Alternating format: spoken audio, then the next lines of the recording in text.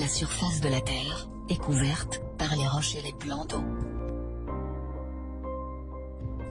Mais, qu'en est-il de l'intérieur de la Terre? Si nous devions jeter un œil à l'intérieur de la Terre, nous verrions que la Terre se compose de 4 couches. La croûte, le manteau, le noyau externe et le noyau interne. La croûte est la couche la plus externe de la Terre. Elle se compose de divers reliefs, comme les montagnes, les plateaux, les volcans. La croûte se compose également de nombreuses plaques tectoniques. Le décalage de chaque plaque aboutit à la formation de continents. En réalité, la croûte est une couche très mince.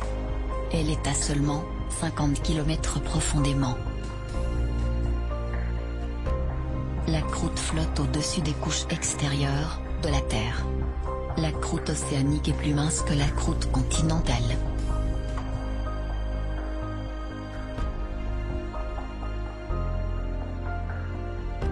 Le manteau constitue la masse principale de la Terre. C'est la couche juste sous la croûte. Il s'étend de la discontinuité de Moho à une profondeur d'environ 2900 km. Le manteau est une couche partiellement fondue et peut avoir des températures atteignant 4000 degrés Celsius. La couche supérieure du manteau est appelée asténosphère. Le magma chaud d'asténosphère se rend à la surface de la Terre et s'échappe en lave des volcans.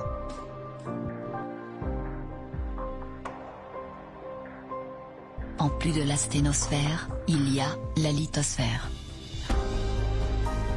La croûte et la couche la plus haute du manteau, ensemble forment la lithosphère.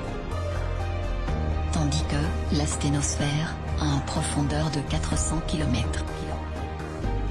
La lithosphère s'étend de 10 à 200 km. La couche suivante de la Terre est le noyau externe. Cette couche est extrêmement chaude. Elle a une température d'environ 5000 degrés Celsius. Le noyau externe se compose principalement de fer liquide, il a une profondeur de 2200 km. La limite du manteau est située à 2900 km en dessous de la surface de la Terre. Nous arrivons maintenant à la couche la plus interne de la Terre. Le noyau interne.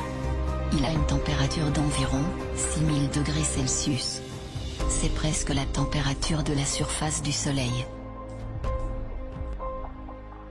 Le noyau interne a une profondeur de 1250 km. Contrairement au noyau externe, le noyau interne est à l'état solide. La pression intense assure que le noyau interne reste solide dans la nature. Au fond du noyau de la Terre, il y a des éléments radioactifs, tels que l'uranium. Ces éléments dégagent de la chaleur quand ils se décomposent.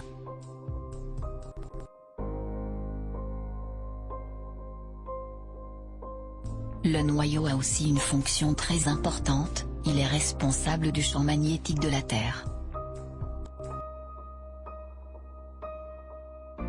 Le champ magnétique est généré à l'intérieur du noyau. Les convections dans le noyau externe résultent dans la création du champ magnétique. Ce dernier protège la Terre en déviant les particules chargées issues du Soleil.